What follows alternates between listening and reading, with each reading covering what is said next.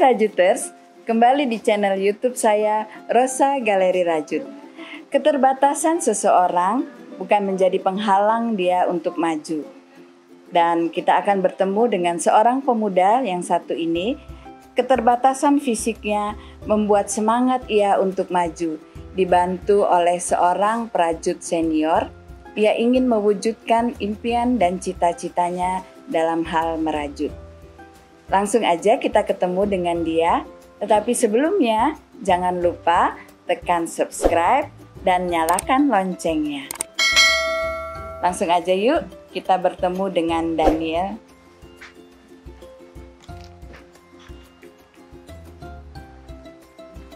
Hai Daniel. Ya. Halo, Hai, selamat Kak. pagi. Iya, apa Pagi. kabar nih? Apa kabar? Puji Tuhan, baik. Gimana Baik ya, Kakak? sehat. Pak Oh, sehat Endang? juga. Iya. Walaupun pandemi ini tapi tetap harus ada kegiatan ya. Iya, Supaya Kak. apa? Kalau bisa Kita nggak imun kita juga naik, jadi kita nggak terkena dampak COVID itu. Iya, kan. Iya. Kalau kata orang kan gembira itu kan adalah obat ya, Kak. Iya, Ya. Jadi kita memang iya. harus gembira ya, Kak. Iya. Sip. Sekarang apa nih kegiatan Daniel nih? Lagi ada project dengan Oma Liong ya? Kemarin Oma Liong cerita. Iya, baru mau jalan, apa namanya, Mexican Mandala. Jadi mohon doanya aja ya, jalan lancar. Iya, pasti ini dong. kan bisa dibilang ini proyek pertama saya, Kak, untuk bikin workshop online. Memang saya kan belum ada pengalaman gitu. Nah, ini kemarin Oma Liong nawarin, jadi saya pikir ya ini kesempatan saya untuk belajar lagi gitu ke step yang lebih maju gitu, satu step lebih maju. Gitu. Iya. Oma Liong sangat ini sekali ya, sangat mendukung sekali ya kegiatan Daniel ya. Iya banget, saya juga bersyukur kenal sama Oma Liong yang saya pikir dia apa ya, dia motor saya banget gitu loh, Kak. Dia memang ngatih saya banget untuk kamu Daniel, kamu harus maju, kamu harus gini. Gitu. Akhirnya ya Oma itu memberi kesempatan saya untuk membuka kelas ini gitu loh, walaupun ya kelas ini kan masih kerjasama dengan Oma gitu. Jadi memang Oma harapannya ke saya juga, dia bilang bahwa suatu saat saya harus bikin kelas sendiri gitu. Daniel harus bikin kelas sendiri gitu. Itu emang Oma kejar saya banget gitu loh, untuk saya maju gitu. Hebat memang Oma Liong ya. Iya banget, Kak. Awal mulanya Daniel kenal Oma gimana? Cerita dong. Jadi kan awalnya ya kenalnya waktu di Facebook, Kak. Jadi kan kita sering komen-komenan gitu, sayanya kan berteman gitu. Udah berlanjut dari situ, dari Facebook. Oh, dari Facebook ya. Memang Oma Liong luar biasa ya karya-karyanya ya, untuk kita ikut WSO-nya. Kemudian, terus kenapa Daniel memilih crochet untuk apa kegiatan Daniel? Kan ada banyak kegiatan yang lain. Kenapa kok merajut crochet itu yang Daniel pilih? Iya, kalau pertanyaan itu kan saya juga sebenarnya kan juga saya apa namanya tadinya juga mencoba banyak kegiatan gitu. Oh, udah pernah coba. Karena kan, ya? Iya, cuman entah kenapa kok ya mungkin bisa dibilang passion juga ya, Kak. Akhirnya kayak saya menyukai crochet ini gitu. Sebenarnya juga kan basically kan dia juga sudah mencoba hal lain gitu, teman. Kurang tahu kenapa kok saya lebih akhirnya lebih menyukai crochet ini gitu. Jadi terus bertekun ya malah di dalam crochet ini. Iya. Awalnya belajar siapa? Otodidak? Saya awalnya itu belajar dari teman gitu. Jadi kan pada waktu itu kan, jadi ceritanya itu kan, saya boleh cerita awalnya ya, Kak ya. Oh iya. Jadi kan saya kan di rumah nih bos gitu, ngapain gitu. Terus tiba-tiba ada temen itu, ya tadinya coba awalnya sih coba jualan, tadinya jualan makanan, tapi kok nggak sukses gitu kan Kak. Terus tiba-tiba kan apalagi nih yang harus dikerjakan nih gitu loh, karena kan saya juga butuh kegiatan di rumah gitu, saya juga nggak bisa diem aja gitu. Kemudian ada temen yang upload foto rajutan di Facebook. Saya iseng gitu, saya diajarin dong gitu. Emang bener kamu mau belajar, mau. Akhirnya ya udah, teman itu datang ke rumah, saya diajarin basicnya tadinya. Jadi bikin rantai, single crochet, double crochet gitu. Nah, dari situ saya mulai itu mencari-cari pola-pola di YouTube. Nah, dari situ lama-lama kok enak ya gitu loh Kak. Asik ya. Iya, jadi saya kayak menemukan keasikan sendiri loh. Iya. Boleh cerita nggak, kan Om Aliong pernah cerita ke saya kalau Daniel ini sebenarnya duduk di kursi roda kan? Iya. Nggak apa-apa ya diceritain ya. Kenapa kok sampai itu terjadi? Ya itu Kak, sesuatu hal terjadi, Tuhan izinkan. Jadi saya bisa dibilang saya punya sakit psoriasis. Kemudian dari sakit psoriasis itu obatnya memang salah satu obatnya itu menyerang ke sendi. Itu artinya memang kesendian saya rusak. Nah, mulai saat itu memang saya akhirnya harus memakai kursi roda, dan saya bisa dibilang akhirnya terbatas kegiatan saya gitu, karena kan saya sudah tidak bisa berjalan lagi seperti normalnya dulu. Itu tahun berapa itu Daniel mulai? Itu 2015. Saya mulai pakai kursi roda 2015. Tapi nggak putus asa ya Daniel ya dengan keadaannya ya. Awalnya sih pastinya berat ya Kak ya. Jadi 2 tahun pertama itu saya berat banget Kak. Jadi bisa bilang ibarat kata gini, awalnya yang saya bisa kemana-mana. Jadi saya itu orangnya memang tidak bisa diem awalnya gitu. Saya kegiatan ke sana, saya kegiatan ke sini, saya lari ke sana, saya kayak kerja gitu. Terus sambil kerjaan juga terus saya pelayanan di gereja gitu. Jadi banyaklah kegiatan saya yang saya ikutin gitu. Nah, tiba-tiba saya tidak bisa lagi kegiatan seperti itu, bahkan pekerjaan saya juga hilang gitu loh. Saya harus pensiun dini gitu. Terus saya juga tidak bisa pelayanan ke gereja gitu. Nah, itu berat buat saya Kak gitu awalnya. Ya makanya itu pelariannya ya saya di rumah itu saya cari kegiatan apa yang bisa saya lakukan gitu. Membaca, coba-coba akhirnya bantu-bantu ibu bikin, tadinya bikin ini apa namanya, bukan puding, salad. Saya coba tawarin ke beberapa teman gitu. Iya, salad buah. Ya itu tidak berkembang. Akhirnya saya berkenalan dengan rajutan ini gitu, dan malah saya kayak lebih enjoy untuk merajut ini gitu. Iya, berarti di balik sesuatu itu Tuhan punya maksud ya, ada maksud Tuhan tersendiri untuk kehidupan Daniel ya. Terus sudah bikin apa aja Daniel karya-karyanya? Yang di belakang itu saya lihat udah ini ya, itu belajar dari Om Aliong ya? Ya, ini dari Om Aliong, ini Birgita, dan ini Agnes. Oh, itu memang apa judul dari rajutannya itu ya? Iya, judulnya Agnes sama Birgita. Dari polanya dari saya. Oh iya. Iya, saya tertarik banget dengan Om Aliong itu, sungguh mensupport Daniel loh. Karena kemarin setelah kita collab, Oma langsung kirim nomor WA Daniel ke saya. Iya. Luar biasa ya, Oma ya. Iya, Oma itu motor saya untuk pada saat ini, Kak. Jadi ya puji Tuhan saya dipertemukan dengan Oma yang memberi saya semangat untuk maju gitu loh.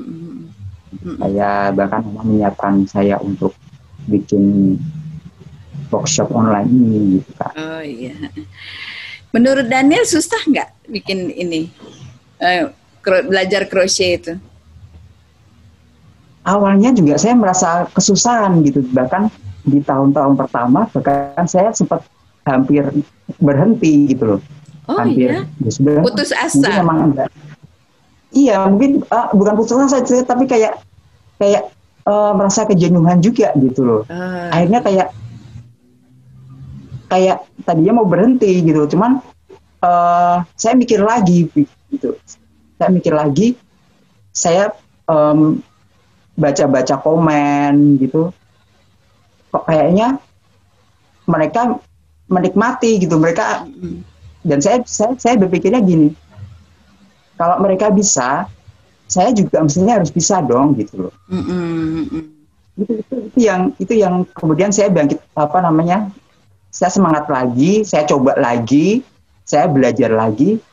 Mungkin pada waktu itu kenapa saya berhenti, karena kan saya kan ya walaupun saya ada teman saya yang ngajarin itu kan, tapi kan dia tidak setiap saat bisa membantu saya, maksudnya mendampingi saya gitu.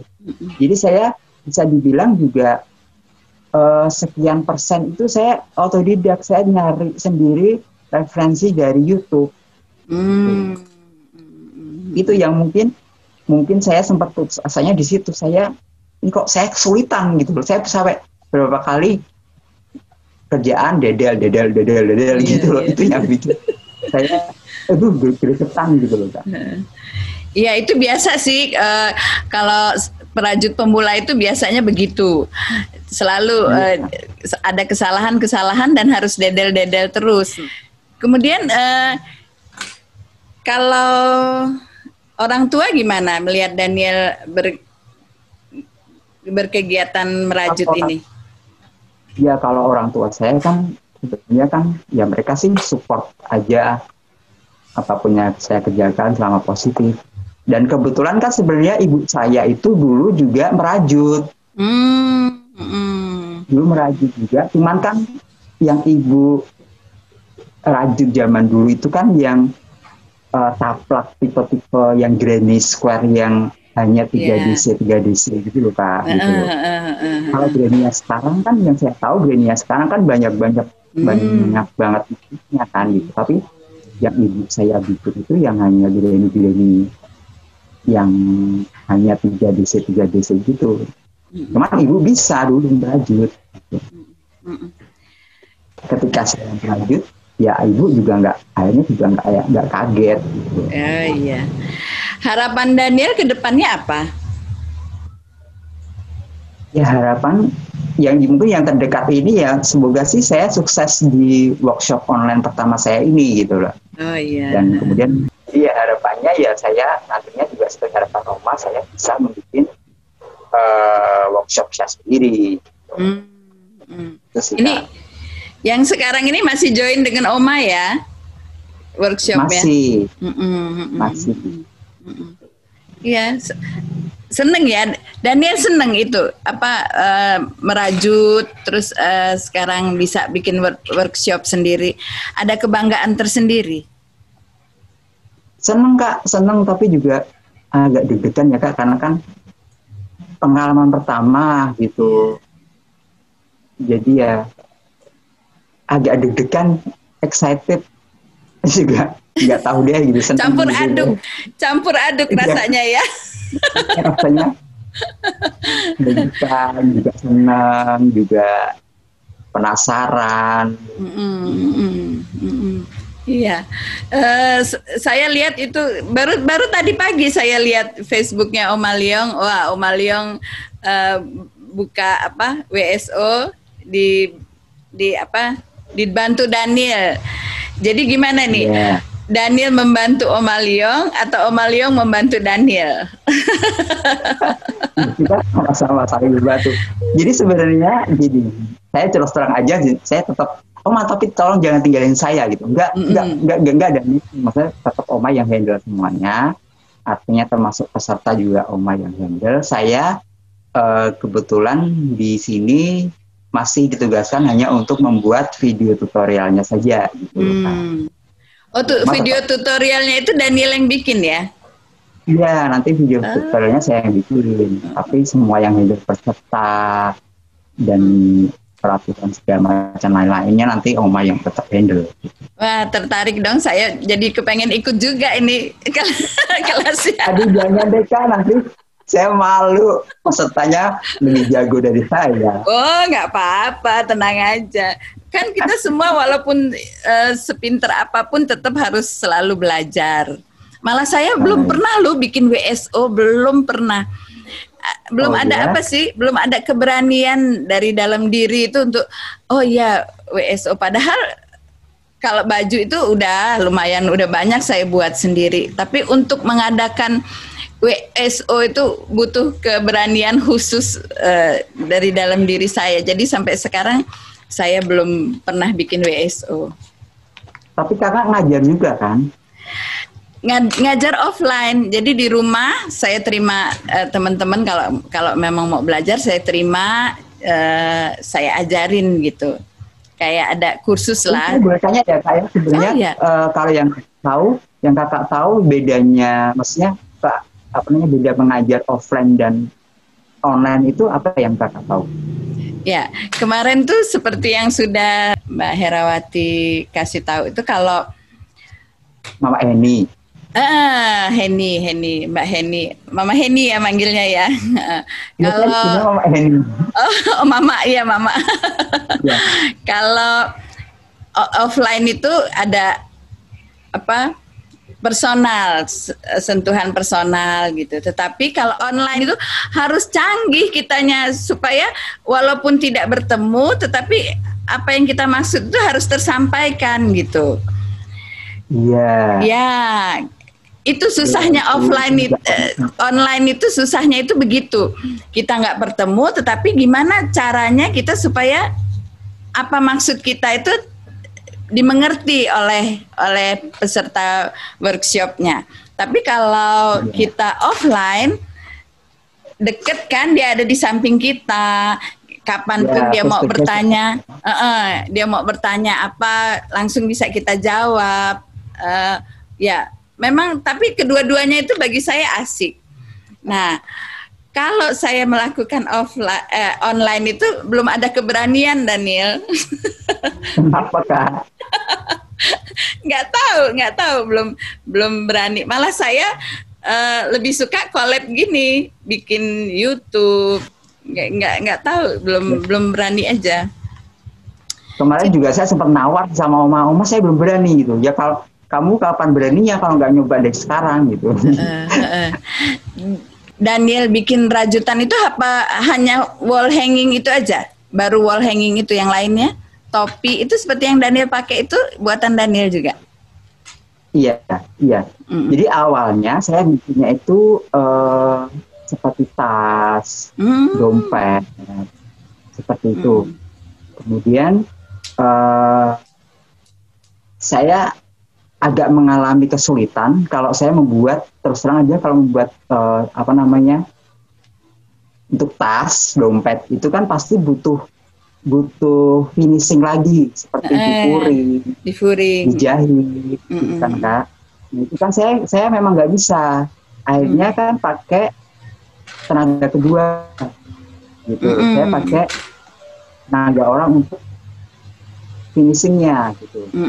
Nah, sama saya kan juga berpikir saya pengen project yang saya kerjakan itu tanpa harus melibatkan pihak kedua gitu. Akhirnya ya saya belajar. Nah, saya pelan-pelan belajar awalnya dari yang kecil gitu, yang hanya lingkaran kecil gitu. Kemudian saya belajar granny Jadi saya sempat tuh cinta sama granny, karena kan motifnya granny kan banyak banget gitu. Iya. YouTube saya belajar granny, YouTube itu banyak banget polanya granny gitu. Itu mulai saya belajar di situ, kemudian bikin blues. Oh, sudah juga pernah coba bikin baju, bikin rok gitu udah? Ikut bluesnya Yani Chen. Kemudian bikin rok juga. Oh iya. Sebenarnya bikin itu apa, doily kayak saya punya begini nih bagus juga loh, Neil. Sudah pernah coba belum? Iya, yang sudah pernah coba? Belum. Oh iya. Belum. Iya, sekali waktu cobain deh ini. Pola-polanya itu banyak kok di Pinterest. Tinggal di ini aja. Tinggal dilihat di Pinterest aja. Iya. Terus kegiatan gerejanya gimana? Di orang-orang gereja mungkin bisa juga menjadi itu ya, menjadi pasar untuk karya-karya Daniel. Iya Kak, sempat ada beberapa teman lingkungan gereja yang ya awalnya justru mereka yang jadi pangsa pasar saya untuk promosi tas dan dompet tadinya gitu.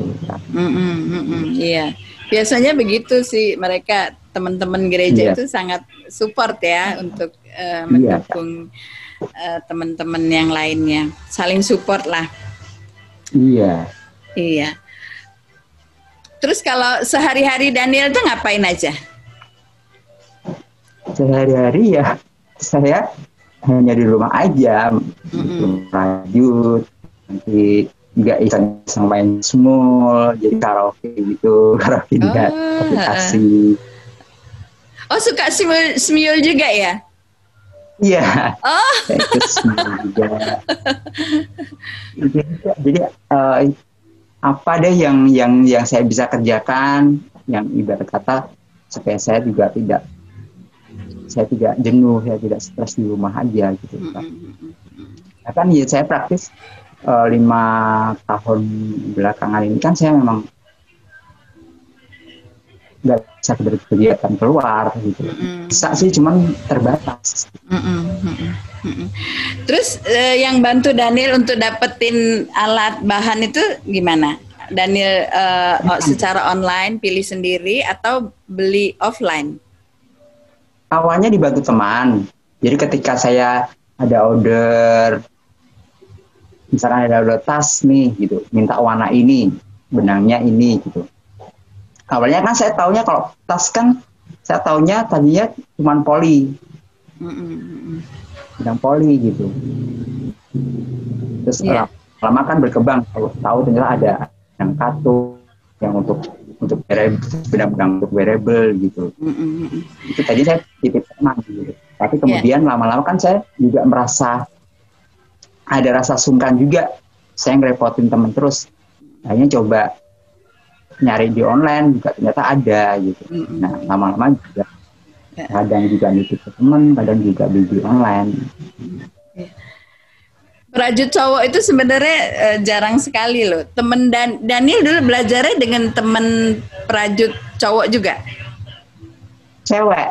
Oh cewek, iya. Saya pernah collab dengan namanya Ikhwan. Dia bikin ini nih boneka karakter ini buatan Ikhwan nih. Itu dia perajut cowok juga. Ya mungkin satu waktu Daniel bisa juga coba-coba bikin ini. Biasanya cowok itu walaupun pekerjaan cewek, tapi cowok itu biasanya selalu lebih ahli. Misalnya menjahit gitu pekerjaan cewek, tetapi tetap laki-laki tetap menjadi ahlinya, biasanya begitu. Mungkin di bidang kroset juga begitu ya, laki-laki nah, itu satu hal yang saya belum apa ya Kak, belum menemukan apa namanya keasikannya itu. Saya bikin amigurumi itu saya belum ya. Saya sudah pernah mencoba, Cuman kok saya belum menemukan feel-nya itu di amigurumi itu saya belum menemukan. Seperti saya ketika saya belajar doili, saya belajar geni, itu saya belum menemukan itu, Kak. Belum klik ya, belum klik. Belum klik dengan amigurumi. Iya, itu saya kenapa tahu. Mungkin satu waktu kalau moodnya datang akan saya juga dulu nggak suka amigurumi itu, tapi satu waktu saya lihat kok pengen mencoba gitu. Akhirnya saya pernah mencoba, saya bikin yang kecil-kecil aja kayak donat untuk souvenir gitu. Kayak love, hati, terus ada ikan, ada apa gitu. Akhirnya bisa juga gitu. Padahal sebelumnya sih nggak tertarik sama sekali dengan amigurumi itu. Nggak tahu inspirasi datang dari mana. Coba, itu yang boneka saya baru bikin kepalanya. Saya udah nggak tahu. Sebenarnya sebelumnya ketika membuat project apa, kayak tas atau apa gitu, ketika saya putus asa itu saya cepet banget kembali lagi bahwa saya harus bisa nih, saya harus taklukkan gitu. Tapi nggak tahu kok kalau amigurumi saya belum menemukan titik itu bahwa saya harus bisa nih gitu loh. Nggak tahu kenapa. Mungkin satu waktu nanti. Kemudian ada nggak pesan-pesan Daniel untuk teman-teman yang mungkin sesama di atas kursi roda gitu? Ada nggak pesan-pesannya untuk menumbuhkan semangat mereka? Ya mungkin kalau dari saya ya Kak ya, coba berpikir aja bahwa kita boleh merasa terpuruk ketika ya kita merasakan, bisa dibilang, keterbatasan fisik gitu. Boleh terburuk, boleh, cuman kita juga harus ingat bahwa yaitu seperti dikatakan kan bahwa Tuhan membuat kita dengan fisik seperti ini, pasti Tuhan punya alasan gitu loh.